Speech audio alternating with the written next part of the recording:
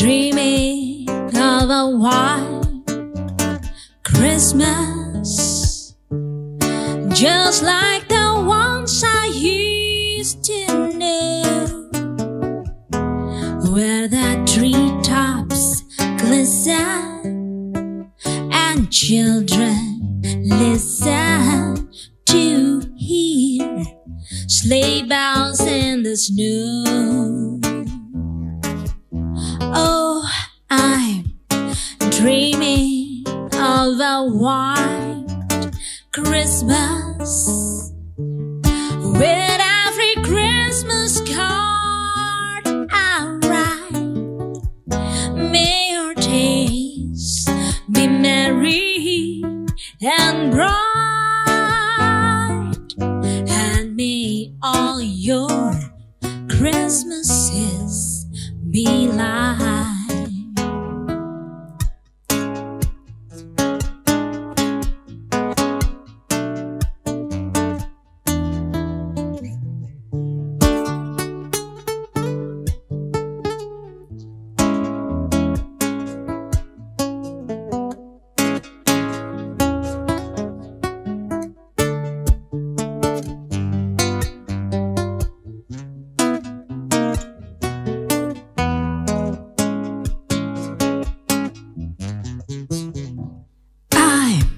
Dreaming of a white Christmas, with every Christmas card I write.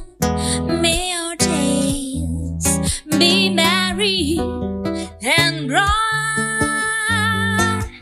and may all your Christmases be light. May your days be merry and bright, and may all your Christmases be light.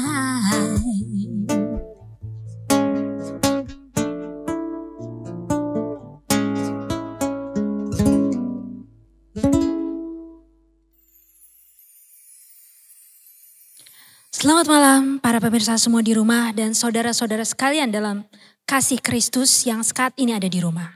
Kita tahu bahwa awal tahun ini di tahun 2020 kita mengalami perubahan yang begitu cepat di segala bidang kehidupan yang terasa menakutkan. Dan secara tiba-tiba pula, secara serempak, hampir seluruh dunia, hampir setiap orang menghadapi kenyataan yang sama. Mendadak tidak bisa bekerja, tidak bisa sekolah, tidak bisa beribadah. Kita semua menghadapi keterbatasan yang dihadapi oleh seluruh dunia ini, yaitu pandemi COVID-19. Tetapi meski demikian, kita juga tetap harus bersyukur karena dengan kuasa Tuhan juga dan campur tangan Tuhan, kita dipertemukan dengan teknologi. Di mana akhirnya roda kehidupan yang tadinya serasa terhenti dan kepanikan melanda bisa teratasi dengan kehadiran teknologi ini. Perlahan kehidupan kita bisa kembali berjalan dengan gaya atau kebiasaan yang baru. Sekarang bagaimana kita bisa beradaptasi dengan gaya atau kebiasaan baru ini? Bagaimana sisi humanis kita tetap bisa ada di tengah perubahan yang global ini? Dan yang terpenting saudara-saudara sekalian, kita tidak perlu khawatir, tidak perlu panik lagi, dan tidak perlu galau maupun gundah gulana. Kita hanya perlu hadir ke tempat yang tepat, yaitu gereja, dan khususnya kepada Tuhan. Dan malam hari ini kami hadir di tengah-tengah saudara-saudara sekalian untuk memaknai Natal dengan satu kasih, satu jiwa, dan satu tujuan. Ya, selamat malam para pemirsa di rumah, saudara-saudara kita di rumah dan juga warga jemaat Jatipon. Saya Valeska Soisa pada malam hari ini sudah berada di tengah-tengah warga jemaat Jatipon juga, dan khususnya saya juga bersama dengan Bapak Pendeta Samuel Karindang. Di sini akan berbagi. Seperti tadi kita tahu bahwa terlalu banyak pertanyaan, terlalu banyak kegalauan atau kegundahan mengawali tahun 2020 dengan adanya kehadiran COVID-19 dan di mana pandemi telah mewabah di seluruh dunia. Tetapi kita tahu saudara-saudara bahwa ada satu tempat di mana kita bisa datang dan bertanya. Bahwa kasih, bahwa tujuan, bahwa nilai-nilai belas kasih yang ada di dunia yang mungkin sudah dipenuhi oleh kebingungan ini masih bisa kita cari perlahan melalui satu, tiada lain dan tiada bukan kepada Tuhan, kepada teman-teman kita yang seiman, untuk memperkuat kita kembali, untuk memperkokoh iman kita dan tetap menjadi manusia-manusia pemberi di era 4.0. Untuk itu saya tidak akan berlama-lama lagi, saya akan langsung saja memperkenalkan siapa saja yang hadir bersama dengan kita pada malam hari ini. Saya akan menyapa tentu saja pertama Bapak Pendeta Samuel. Selamat malam Pak. Selamat malam. Terima kasih sudah ada di sini sehingga saya tidak perlu bingung bertanya ke sana kemari. Saya bisa bertanya langsung dengan Pak Pendeta. Dan kita juga kehadiran teman-teman kita, saudara-saudara kita dari berbagai kalangan. Ada Gracia Sitorus atau Angel, salah satu yang setia melayani dari Crisis Center GPIB Jatipon.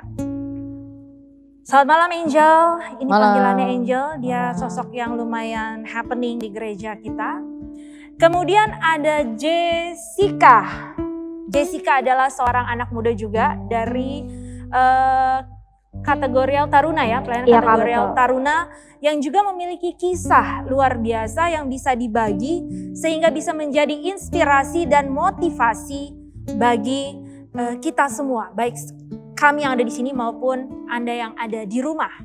Kemudian kita juga ditemani di sini oleh seseorang yang punya peranan sebenarnya penting di gereja kita, tapi mungkin selama ini kurang terlihat, tidak mendapat spotlight karena dia bekerja dari belakang, mempersiapkan segala sesuatunya, sehingga kita-kita ini yang setiap hari Minggu datang ke gereja melenggak bak Peragawati model ya kan, bisa beribadah dengan tenang. Dialah adalah Pak Ade selaku kostor daripada GPIB Jatipon. Pak Ade, selamat malam. Selamat malam. Apa kabar Pak? Luar biasa. Luar biasa, puji Tuhan. Dan kita juga punya orang tua di sini yang hadir di tengah-tengah kita. Yaitu dari Persekutuan Lansia ya, PKLU. Yaitu Bapak Komin Bangun. Selamat malam Pak Komin. Malam. Terima kasih sudah datang Pak. Sama-sama. Sehat alhamdulillah. Luar biasa. Dan tidak akan berlama-lama lagi, kita akan mengulik dan bertanya sesuai dengan apa kata firman Tuhan terkait dengan situasi pandemi yang kerap membuat kita galau, gundah gulana, dan seperti apa kita harus memposisikan diri kita di tengah pandemi ini. Dan bisakah kita tetap menjadi manusia-manusia yang bermakna, berguna, tidak egois, tapi bisa melihat satu sama lain, bisa tetap menjadi inspirasi, tetap menjadi orang-orang yang sesuai hadir di bumi ini sesuai dengan rancangan dan tujuan yang ditentukan oleh Tuhan. Baik, Pak Pendeta, saya persilahkan waktu dan tempatnya. Oke, terima kasih.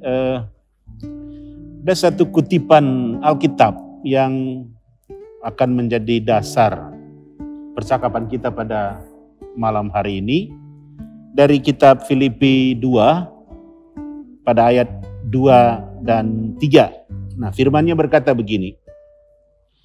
Karena itu sempurnakanlah sukacitaku dengan ini, hendaklah kamu sehati sepikir, dalam satu kasih, satu jiwa, satu tujuan dengan tidak mencari kepentingan sendiri atau puji-pujian yang sia-sia. Sebaliknya, hendaklah dengan rendah hati yang seorang menganggap yang lain lebih utama daripada dirinya sendiri. Bacaan Alkitab kita pada malam hari ini diambil dari kitab Filipi. Kitab Filipi itu di dalam Alkitab suka dibilang Book of Joy. Book of Joy. Ya. Jadi ya terjemahan bebas buku sukacita. Sukacita. Atau kitab sukacita. Mengapa disampaikan kitab sukacita? Karena pada saat itu Paulus berada di penjara. Dia mengirim, kalau mungkin bahasa sekarang, dia mengirim email, WA, ke jemaat Filipi. Dalam keadaan dia terjepit di tengah-tengah penjara, dia mau memberikan kabar sukacita kepada jemaat di Filipi. Nah, menarik sekali bagi kita di situasi pandemik saat ini, tetap bersukacita walaupun di situasi pandemik COVID-19. Nah, saya mau lanjutkan lagi. Dalam situasi pandemi COVID-19 saat ini, ya bisa dikatakan bahwa kita menjadi terpolarisasi. Ya. Artinya jadi dikotomi yang sangat ketat. Di satu sisi kita mau berhubungan dengan Tuhan, di sisi yang lain seakan-akan kita jauh dari Tuhan karena COVID-19 saat ini. Ya. Nah, dalam keadaan seperti ini, gereja harus hadir. Betul. Gereja harus membawa berita damai sejahtera kepada umat. Artinya begini, walaupun dunia dalam tanda petik memberikan ketakutan kepada kita, walaupun dunia dalam pandemik saat ini banyak memberikan kekhawatiran kepada kita, gereja harus hadir untuk memberikan sukacita kepada umat. Dalam pengertian, gereja harus mampu berbagi rasa, berbagi cinta, berbagi kasih kepada umat. Nah, inilah awal dari diskusi kita. Gereja benar-benar harus hadir di dalamnya. Gereja harus mampu memberikan nuansa-nuansa yang baru bagi umat. Betul. Agar umat benar-benar merasa bahwa saya tidak takut menghadapi COVID-19. Saya tidak akan khawatir menghadapi pandemi COVID saat ini. Tetapi saya tetap berharap saya akan selalu hidup sukacita di dalam kehidupan berjemaat. Walaupun di situasi pandemik saat ini, saya akan tetap menjaga hubungan baik dengan Tuhan. Saya akan tetap menjaga hubungan baik dengan sesama. Saya dapat menjadi manusia pemberi di dalam kehidupan berjemaat kita. Walaupun dunia sendiri kadangkala melarang, jangan lakukan itu. Kita harus membatasi. Betul. Kita harus seperti ini. Ya, artinya begini. Kalau kita sebagai warga Kristiani, warga Kristen, warga jemaat Jatipon, ya kita tetap taat pada apa yang protokol yang berlaku. Sama seperti sekarang social distancing kan, jaraknya 1 meter, ya 1 meter 10 cm gitu ya, 1 meter lebih sedikit. Kemudian harus kita pakai masker. Iya, harus pakai masker. Ada harus cuci tangan, jaga imun kita. Tapi hal yang menarik yang saya mau katakan, imun kita sebagai orang percaya adalah iman percaya kita kepada Tuhan Yesus. Nah, disinilah gereja harus mampu hadir, bukan hanya pemberi dalam pengertian bantuan-bantuan secara lahiriah, tapi gereja adalah pemberi sukacita, damai sejahtera kepada umat di dalam persekutuan kita. Ya, khususnya kita yang ada di Jemaat Jatipon ini. Nah, inilah mungkin pandangan awal saya di dalam diskusi kita pada malam hari ini. Terima kasih. Baik, terima kasih Pak Sam. Menarik sekali bahwa di tengah pandemi ini gereja tadi seperti dikatakan Pak Sam harus tetap hadir ya Pak. Memberikan tadi dalam bentuk sukacita, Betul. kekuatan ya, pengharapan. Tapi kemudian mungkin kita tahu juga bahwa di awal-awal kita sempat bingung. Bahkan kita mau ke gereja aja nggak bisa ya di awal-awal ini ya Pak Pendeta. Iya betul. Tapi kemudian itu tadi Pak Pendeta juga bilang bahwa kita tetap mencari cara, tetap bertransformasi. At least kita akhirnya dipertemukan dengan teknologi. Iya. Sangat bersyukur. Ternyata memang Tuhan ketika memberikan kita satu istilahnya pencobaan mungkin ini. Dia tidak membiarkan begitu saja, tapi tetap ada jawabannya. Dia telah mempersiapkan juga ada teknologi sehingga sekarang mau nggak mau gereja pun harus bertransformasi dengan cara-cara yang inovatif, lebih kreatif untuk menjangkau tadi. Kalau tadi Paulus terbatas karena dia di penjara, dia tetap harus menyebarkan. Sekarang gereja terhadang oleh pandemi, tapi gereja telah menemukan formasinya yaitu melalui teknologi. Ada Zoom, ada YouTube. Sekarang pun kita sebenarnya melakukan konten gitu. Mau nggak mau akhirnya jadi gereja sekarang bisa menjadi content creator juga dalam artian menyebarkan pesan-pesan yang positif yang bisa memberikan kekuatan bagi teman-teman yang mungkin khawatir, teman-teman yang merasa down karena kita tahu bahwa sepanjang 2020 ini mungkin banyak teman-teman yang kehilangan pekerjaannya. Betul ya kan? sekali. Yang mungkin orang tuanya nggak bisa bekerja lagi sehingga siapa tahu kita nggak tahu dia harus putus sekolah begitu ya. Nah di sini peran gereja penting sekali untuk memberikan kekuatan. Nah Pak Pendeta kalau boleh tahu ketika gereja sudah hadir dalam bentuk atau kemasan yang berbeda. Bagaimana kita tahu Pak Pendeta bahwa dalam penyampaian ibadah berarti online ya kita bicara ini ya. Betul sekali. Kita tahu bahwa jemaat ini benar-benar mendengar bahwa pesan ini betul-betul sampai. Bahwa kita benar-benar tetap bisa beribadah sebagaimana layaknya kita menghormati rumah ibadah, menghormati Tuhan. Karena saya khawatir, ini pengalaman pribadi juga. Ketika saya ikut ibadah Sabtu pagi di gereja ini ada kan jam 6 pagi secara online. Doa pagi. Ngantuk dong jam 6 pagi Pak Pendeta. Tapi karena online sehingga saya tidak mandi, tidak pakai baju yang proper, saya ibadah di tempat tidur. Harusnya kan nggak boleh. Nah ini bisa diantisipasi nggak Pak? Gimana sikap kita dalam ibadah itu dulu deh Pak. Nah ini yang menarik ya. Mau dibilang sisi lain dari ibadah online atau saya tidak tahu, tetapi yang menarik seperti yang dikatakan tadi, pandemi COVID-19 ini kan jadi mempermudah. Ya. Mempermudah kita beribadah, mempermudah kita belanja online, mempermudah untuk kita bergerak dari satu tempat ke tempat yang lain dengan tingkat rasa aman yang sangat tinggi. Nah, ibadah online juga ini sebenarnya mempermudah kita berkomunikasi dengan jemaat walaupun sama seperti sekarang.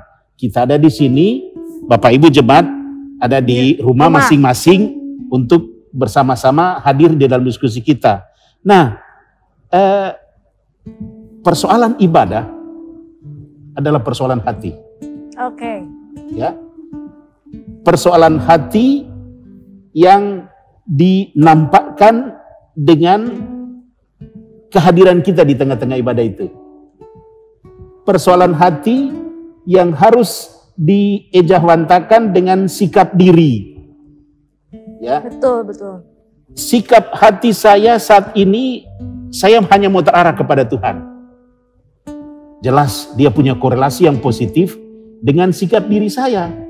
Artinya begini, ya kalau kita memang sekarang lagi beribadah secara online, ya sikap diri juga kita harus sesuai dengan sikap hati.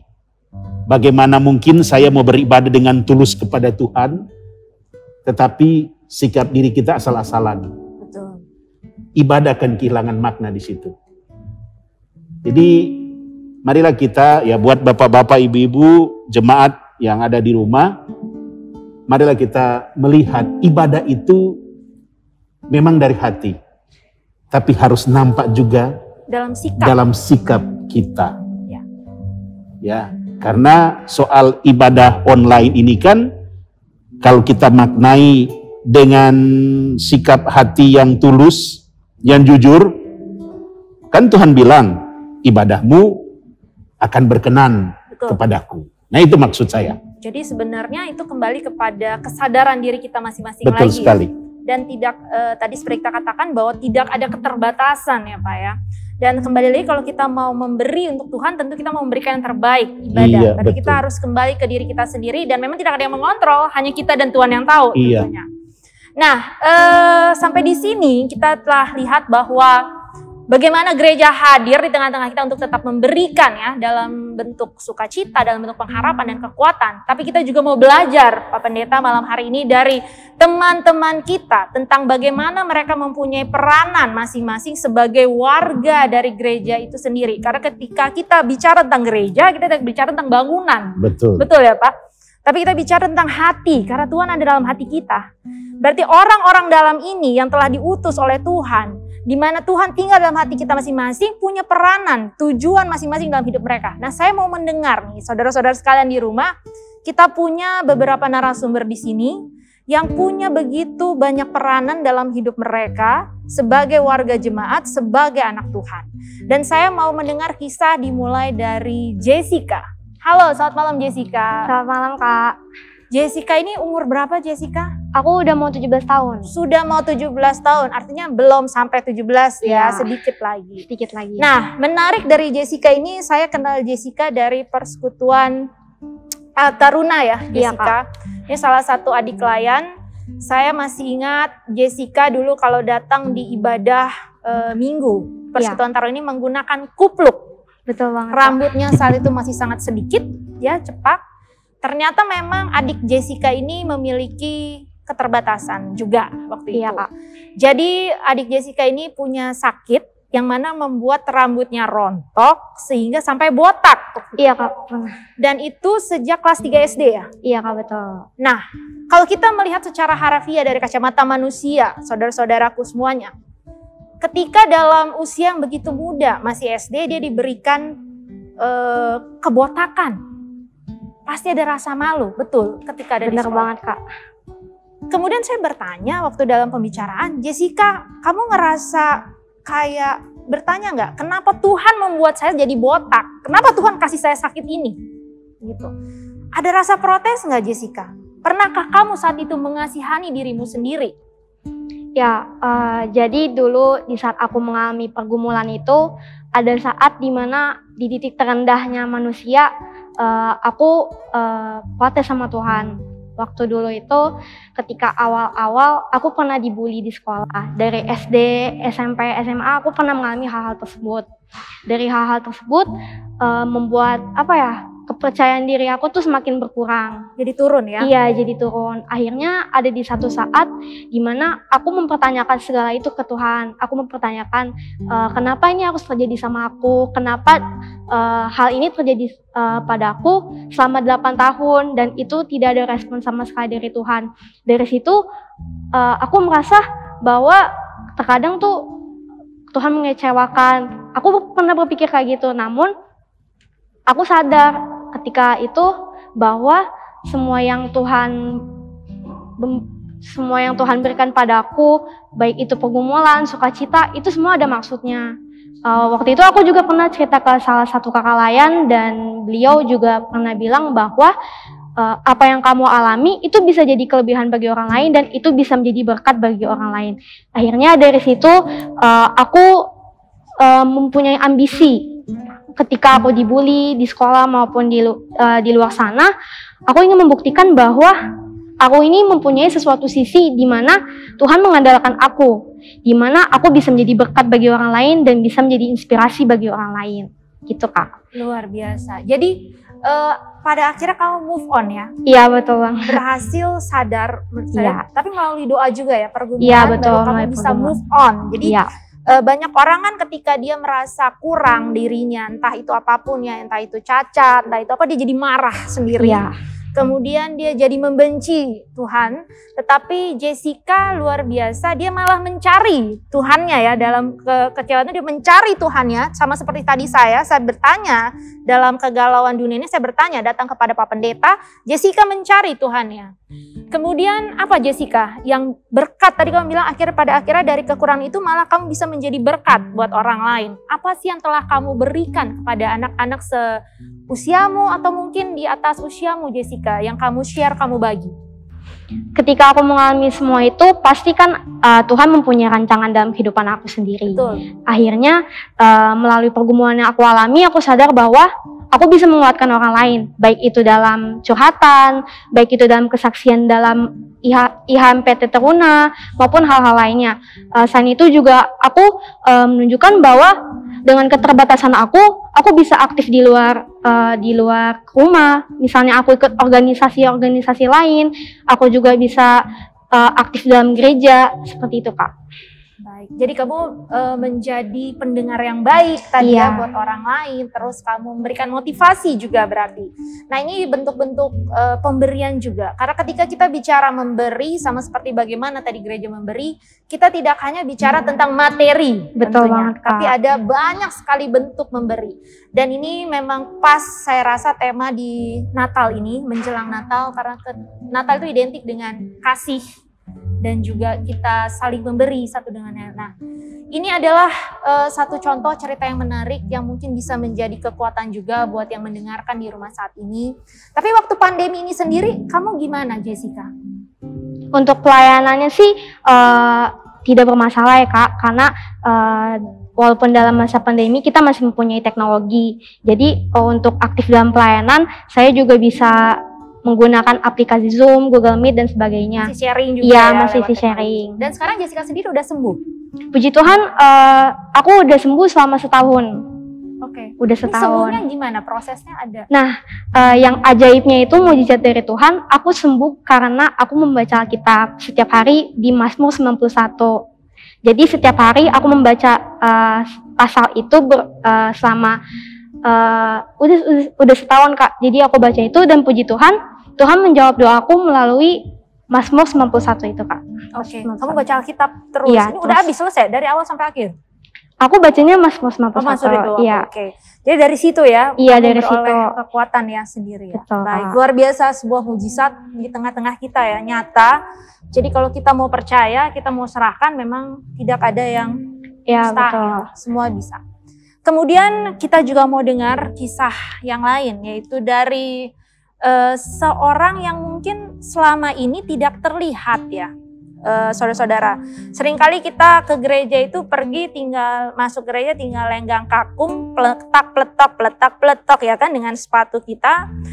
Lalu kita suka buang tisu di mana-mana, tapi kita lupa bahwa sebuah ibadah di gereja di masa normal itu bisa terlaksana karena kehadiran satu orang yang mungkin selama ini siapa sih gitu kan. Mungkin banyak yang gak kenal yang di rumah nama Pak Ade, seorang kostor. Dan hadir malam ini bersama dengan kita untuk berbagi bahwa seorang Pak Ade ini punya peranan yang luar biasa. Dia memberikan dengan caranya sendiri, dengan peran dan tujuan yang memang diberikan Tuhan kepada dia. Selamat malam Pak Ade. Selamat malam. Pak Ade, kita mau berbagi nih, mungkin banyak yang belum tahu ya kan tentang Pak Ade dan peranannya. Pak, dari sebelum COVID sampai sekarang COVID, tugas tanggung jawab Pak Ade ini ada perbedaan nggak? Dan seberat apa sih Pak sebenarnya? Tidak ada perbedaannya sih ya kalau soal pekerjaan mah.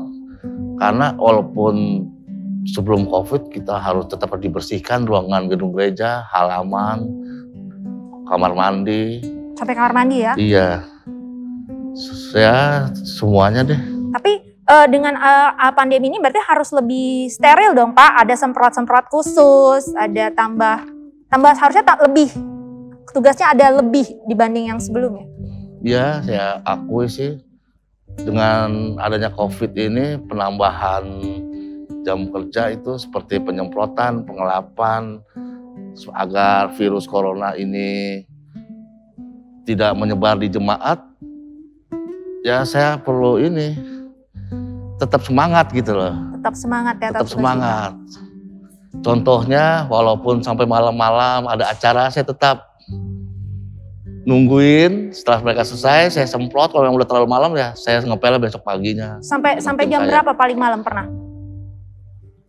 Paling malam itu Semalam sampai jam 2 pagi semalam kayaknya. setengah 3. Setengah 3 pagi ya? Tadi malam, Ade, ya. luar biasa.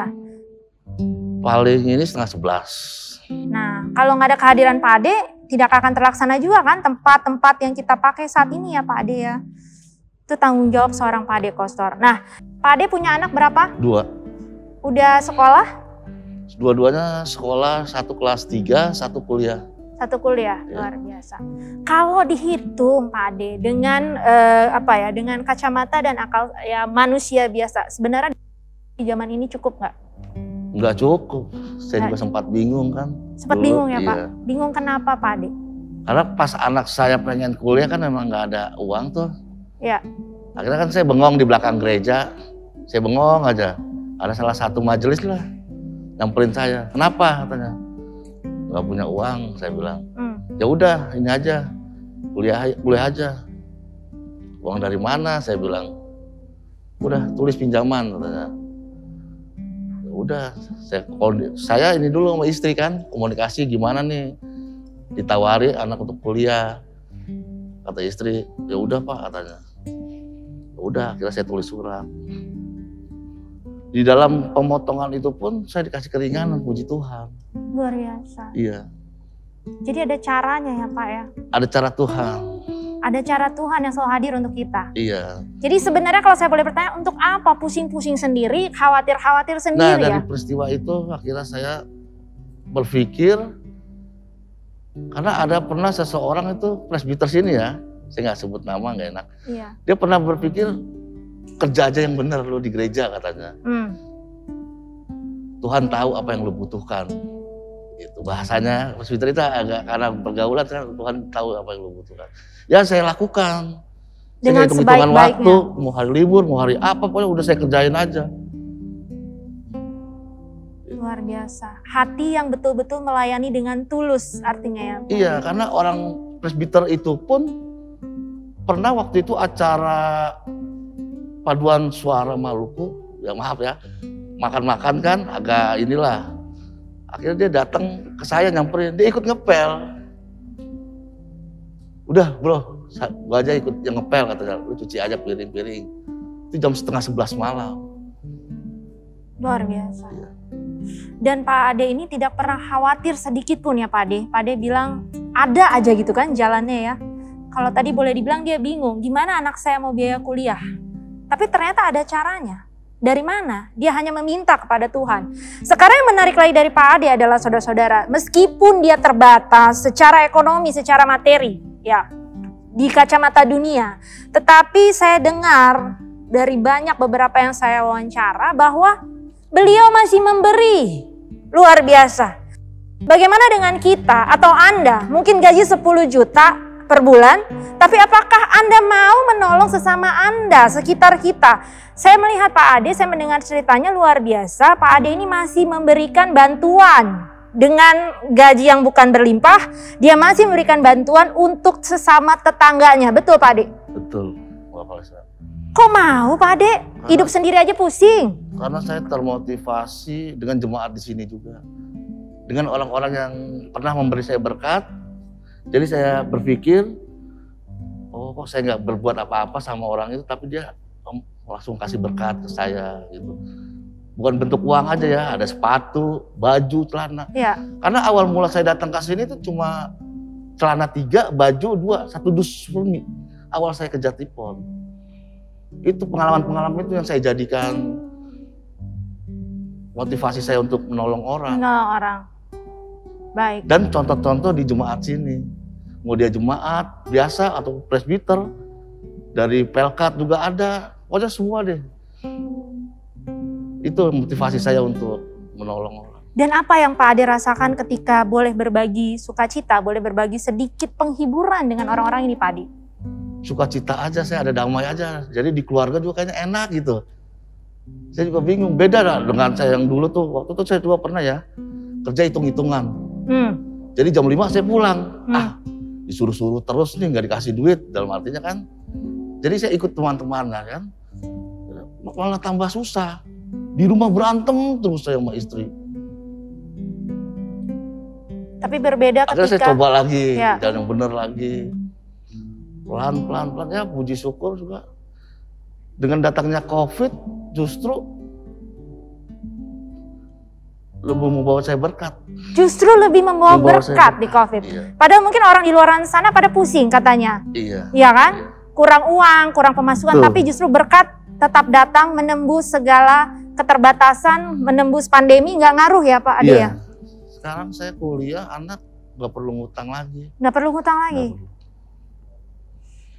Luar biasa, mungkin saya mau beri aplaus di sini, di ruangan ini. Kalau penonton di rumah, kalau merasa juga terinspirasi dan merasakan bagaimana kebesaran Tuhan bekerja dalam hidup Om Ade, boleh ikut bertepuk tangan, boleh mengucap syukur kepada Tuhan.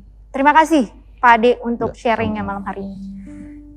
Ya, dari Pak Pendeta mungkin ada yang mau menambahkan dulu sebelum saya beralih ke narasumber yang lain. Ya, pengalaman Jessica dengan Pak Ade itu ini realita ya, Iya. realita yang terjadi di jemaat. Bahwa masih ada Tuhan di dalam hidup kita. Betul. Dan kalau Tuhan berkehendak, tidak ada yang tidak mungkin. Ya, buat Pak Ade, buat Jessica, tetaplah berharap kepada Tuhan. Betul. Karena sumber kekuatan kita di pandemik saat ini hanya Tuhan. Betul sekali. Dan kita jangan lupa juga mentang-mentang ini lagi pandemi, kita tidak peduli ya dengan Betul. orang lain. Karena seperti kisah Pak Ade bahwa kita telah menerima lebih dahulu dari Tuhan, Tuhan telah mencukupkan kita, memampukan kita. Terus kenapa kita harus hitung-hitungan begitu ya Pak Ade ya? Iya, karena ketika kita memberikan berkat secara tidak langsung ya, kita juga seperti apa ya Pak Pendeta, rasanya kayak menabung, itu kayak menyelamatkan kita juga gitu ketika kita berbuat. Betul sekali. Jadi berkat yang kita miliki itu adalah pemberian yang paling utama di dalam hidup ini. Ya, contoh Filipi tadi. Ya, Dia berada di dalam penjara. Tetapi dia tidak melihat penjara itu sebagai sesuatu yang membatasi dia Ya. untuk bergerak. Artinya di tengah-tengah pandemi kita saat ini juga jangan kita membatasi diri untuk betul. bersyukur kepada Tuhan. Nah, itu bukti dari Pak Ade dan adik kita Jessica. Gitu. Baik, terima kasih Pak Pendeta. Luar biasa, saya tadi sempat agak berkaca-kaca ya ketika mendengar kisah Om Ade. Masih ada, saya senang masih ada orang-orang seperti ini. Artinya orang-orang yang peduli kepada orang lain, tidak memikirkan dirinya sendiri. Ini semakin langka di 2020, di era kita sekarang. Dan puji Tuhan, warga Jemaat Jatipon ini masih menjadi orang-orang yang mau peduli dengan sekelilingnya. Dan narasumber saya selanjutnya adalah seorang anak muda juga, pemirsa. Dia ini namanya Gracia Sitorus, tapi dia punya nama bekennya itu Angel karena dia sangat viral di GPIB Jatipon. Dia selalu ada di mana-mana. Dia ada di tempat parkiran, dia ada di parkiran, lalu dia di ibadah subuh-subuh dia ada sama nenek-nenek, kakek-kakek dia juga ada, ya kan? Lalu nanti siang dia ada di gereja, di ruangan pendeta, tiba-tiba nggak tahu ngapain di ruangan pendeta ini, Mbak Angel ini kan. Lalu nanti dia ada di kuburan, ya kan? Di kuburan ada orang pemakaman, dia ada juga. Jadi kalau lagi ke pemakaman dari jauh lihat itu ada bulat-bulat keriting-keriting ini menggelinding. Nah, ini dia Angel ini, Gracia Sitorus. Jadi Mbak Angel sebenarnya Anda ini apa? Kenapa kok ada di mana-mana ini nih?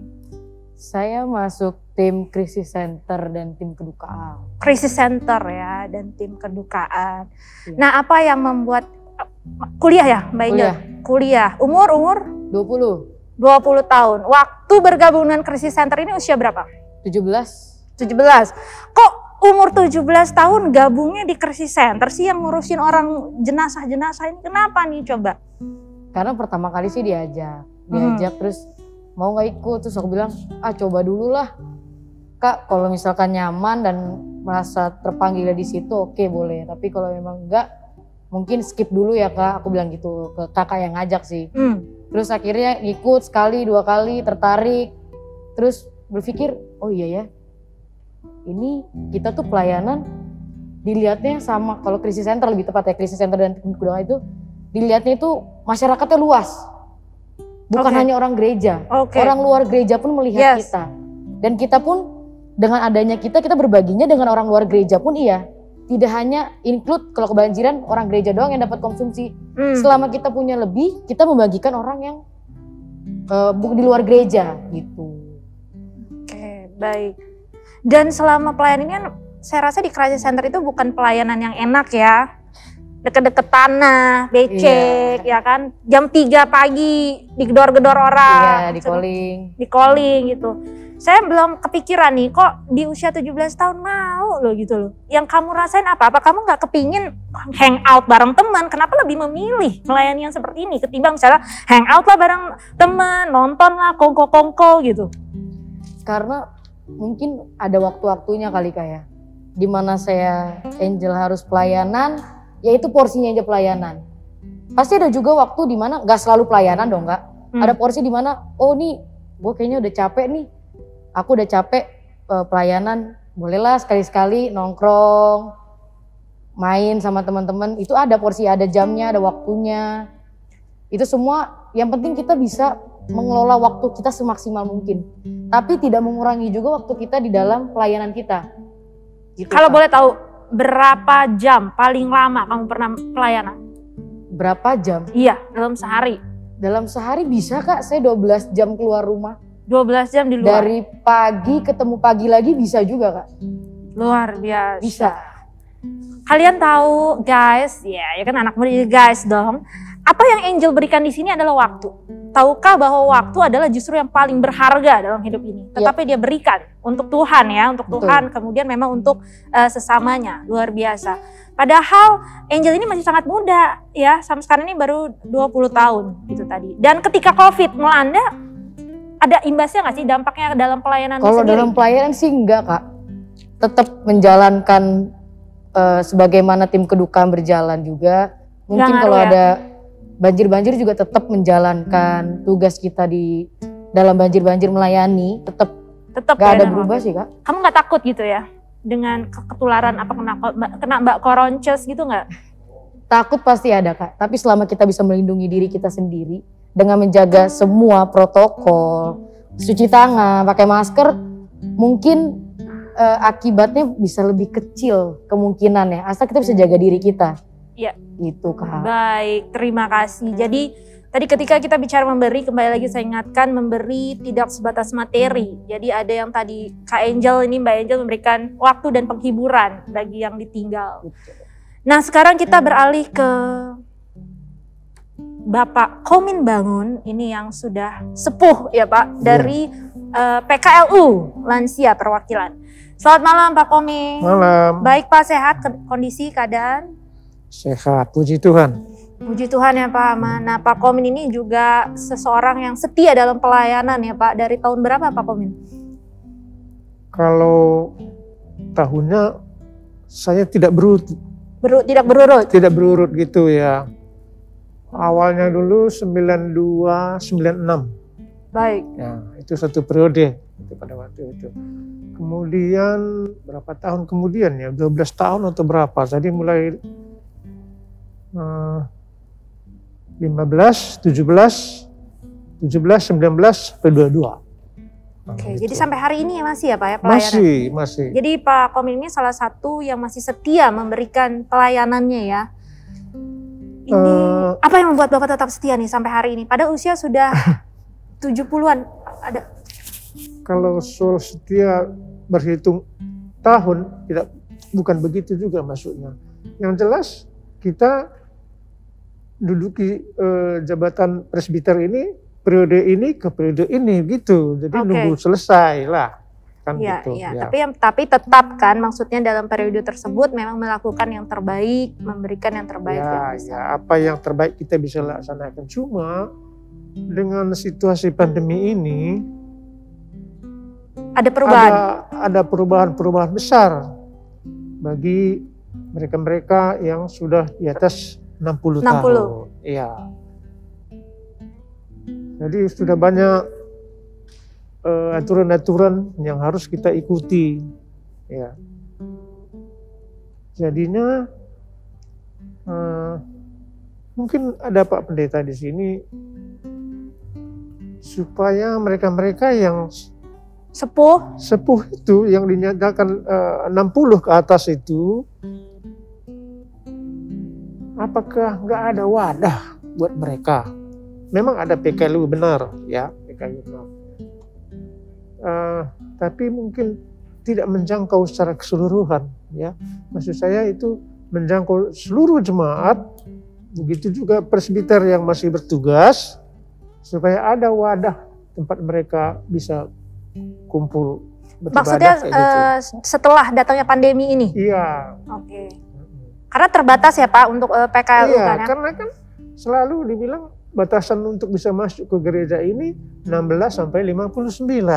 Ya. 60 ini kemana? Kan begitu. Walaupun sebenarnya itu buat keamanan juga ya Pak ya, untuk keamanan kesehatan. Ya, dasarnya tentu saja keamanan.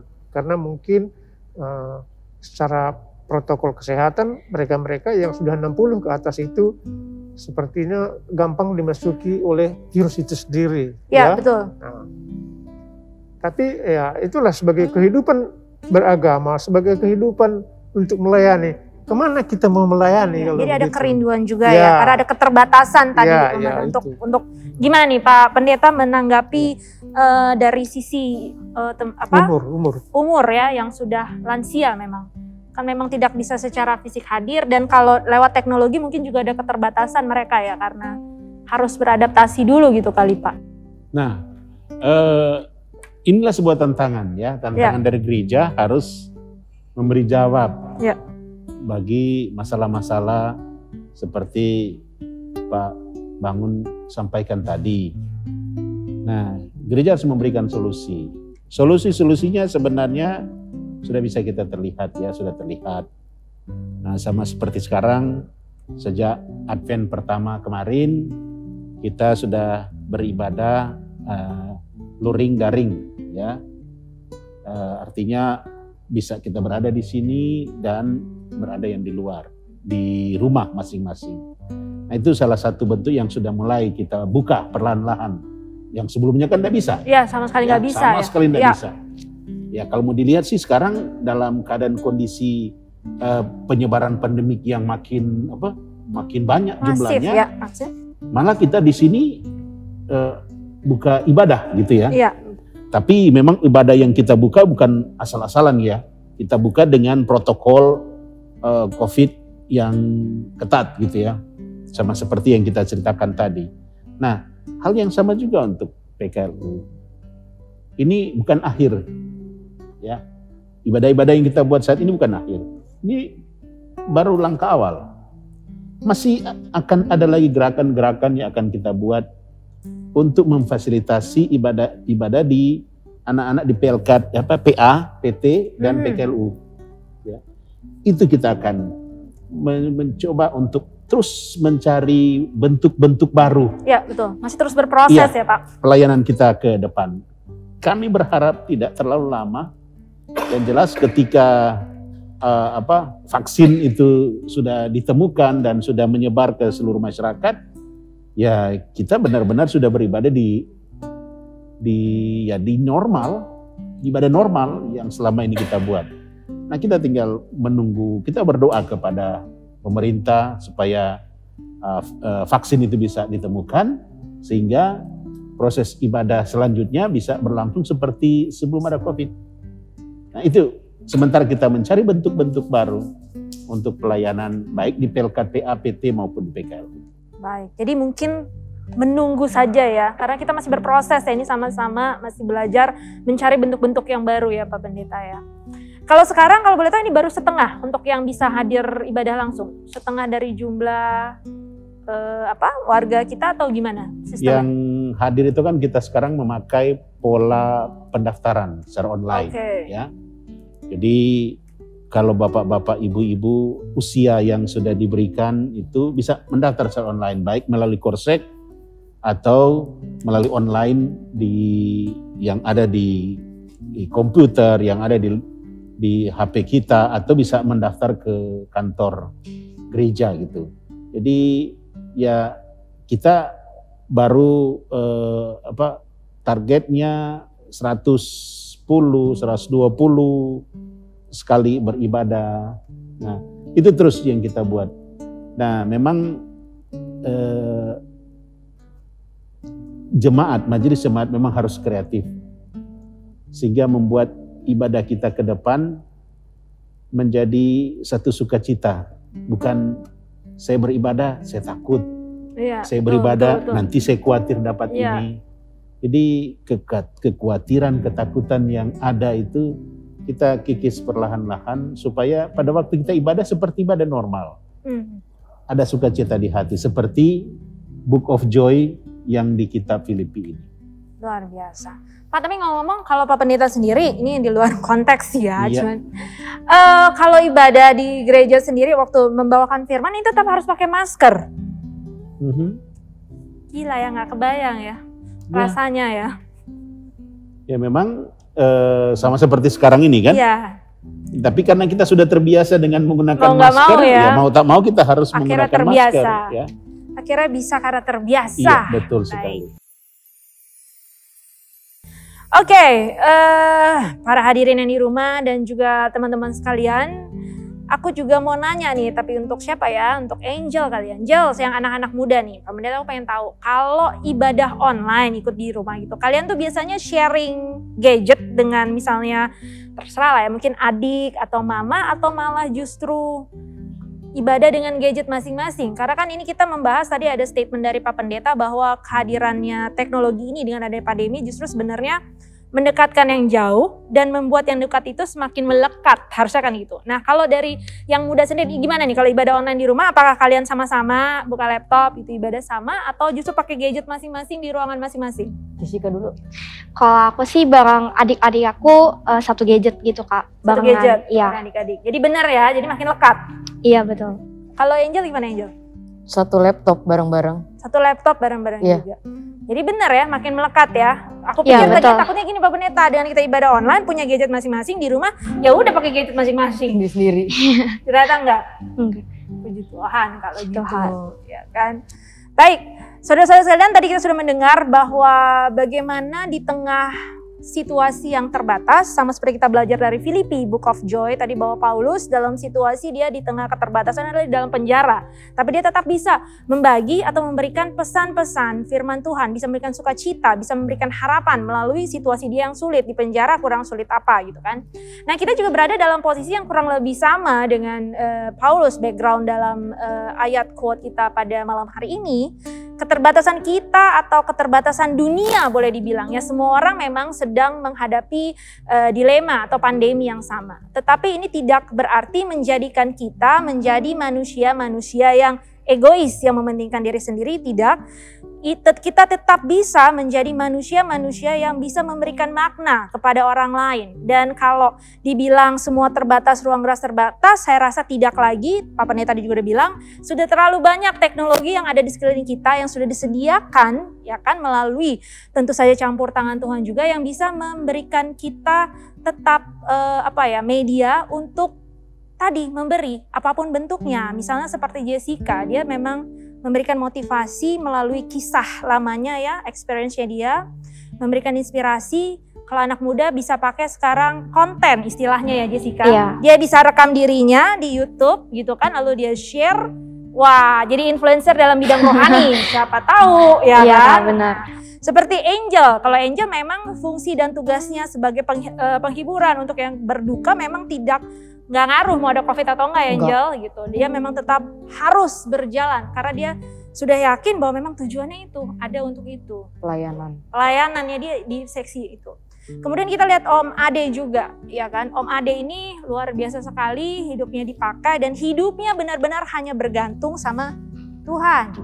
Kita udah dengar kan kisahnya bagaimana dia dalam akal sehat manusia nggak mungkin gitu kan. Tetapi ternyata mungkin. Masih hidup sampai hari ini ya Om. Nggak kekurangan ya. Nggak kekurangan. Lihat aja perutnya gendut. Ya kan, berarti makannya tercukupi luar biasa. Jadi benar apa kata sebuah lagu itu. Jangan kamu khawatir akan hari esok. Itu benar. Bawa bunga-bunga di taman sama burung-burung di udara aja dikasih makan. Nah lihat Om Ade sampai gendut, subur, luar biasa. Caranya gimana? Dia cuma bergantung sama Tuhan. Lalu apa? Kalau sudah diberi oleh Tuhan, kita tidak lupa lagi untuk memberi kembali ya. Karena kita sudah diberkati ya Om Ade, luar biasa. Hidupnya luar biasa dipakai. Kemudian ada Pak Komin Bangun ya Pak, walaupun banyak keterbatasan sebagai seorang yang sudah usianya di atas 60, di tengah era yang penuh dengan semua teknologi, di tengah pandemi yang membatasi, tapi Pak Komin tetap punya semangat, betul ya Pak? Semangat. Dia malah mau bilang kalau saya bisa ke gereja, datang saya mau pilih ke gereja. Begitu. Tetapi kita memang tetap harus berproses, tadi Pak Pendeta juga sudah bilang, kita sama-sama melangkah dalam situasi ini, sama-sama belajar, sama-sama mencari bentuk-bentuk baru supaya kita tetap bisa menjadi manusia-manusia berguna, manusia-manusia pemberi di era 4.0. Pertanyaan sekarang, apakah saya dan Anda dan kita semua di sini sudah cukup memberi yang di rumah ini? Ya, mulailah dari sekarang. Kita bisa memberikan sukacita, memberikan harapan dan apapun itu untuk sesama kita. Terima kasih semuanya, terima kasih Pak. Saya mungkin kalau ada tambahan lagi monggo, boleh. Ya, artinya begini, buat Bapak Ibu jemaat yang ada di rumah, manusia pemberi bukan hanya dari sekedar saya memberi materi atau gereja memberi bantuan-bantuan diakonal kepada jemaat. Tapi manusia pemberi adalah bagaimana saya bisa memberi diri saya untuk Tuhan melalui jemaat yang ada di tengah-tengah jemaat kita. Mungkin saya sebagai pribadi akan berkata begini, saya ini hanya orang biasa. Bagi saya tidak punya apa-apa. Saya tidak bisa memberikan yang terbaik secara material kepada orang lain. Tapi bagi orang yang saya tolong, saya adalah dunia dia. Jadi Bapak-Bapak, Ibu-Ibu, mari kita memberi bukan dengan apa yang kita miliki secara materi. Tapi marilah kita memberi karena ada hati yang tulus, ada anugerah berkat yang Tuhan berikan kepada kita. Dan saya bisa menjadi berkat buat orang lain. Puji Tuhan, haleluya. Terima kasih Pak Pendeta. Ini lebih memantapkan diskusi kita pada malam hari ini. Semoga kita tetap bisa memberikan makna yang berarti bagi Bapak Ibu sekalian di rumah, juga saudara-saudara di rumah. Saya harap diskusi kita juga bisa menjadi satu poin tersendiri sehingga kita bisa tetap melangkah di hari-hari ke depan menyongsong tahun yang baru yang sebentar lagi akan kita hadapi. Terima kasih semuanya, terima kasih Jessica, terima kasih Angel, terima kasih Om Ade dan juga Pak Komin Bangun. Saya Valeska Suisa mau mengucapkan terima kasih juga kepada para penonton di rumah. Mohon maaf jika ada salah kata, saya mohon maaf. Dan semoga kita bisa bertemu lagi di kesempatan yang lain. Kalau memang tidak bisa merayakan Natal bersama, tapi kita tetap bisa merayakan tentu saja lewat YouTube. Nanti juga ada paket acaranya, jangan sedih karena sekarang pemuda-pemuda Jatipon lagi sungguh-sungguh berkreasi luar biasa, inovatif. Tunggu saja dan selamat Hari Natal semuanya yang menyongsong Natal. Terima kasih, see you. Bye. Dadah.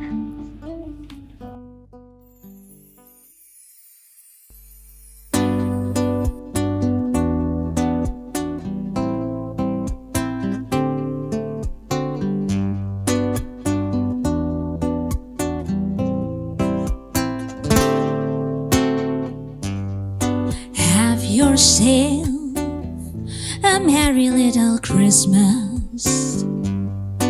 Let the Yuletide came.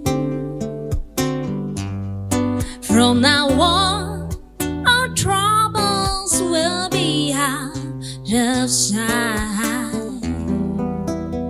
Ooh.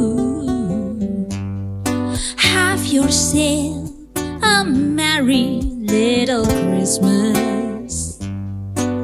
Let the Yuletide came. From now on, our troubles will be miles away.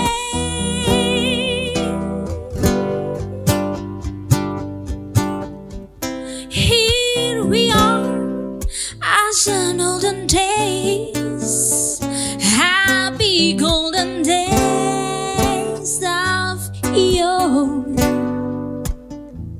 Faithful friends who are dear to us, gather near to us once more.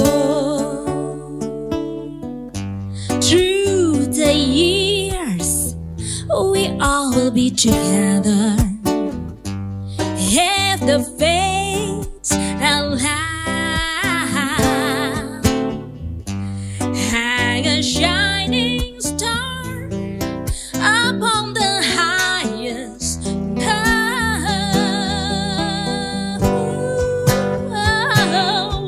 and have yourself a merry little Christmas now.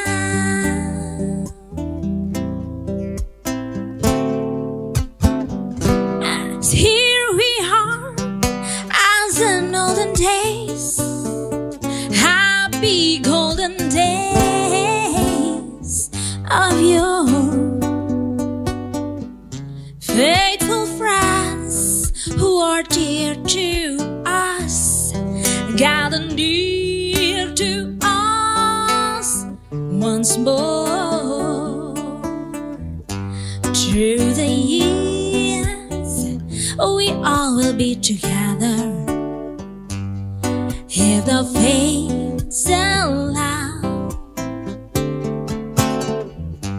Hang a shining star upon the highest bough.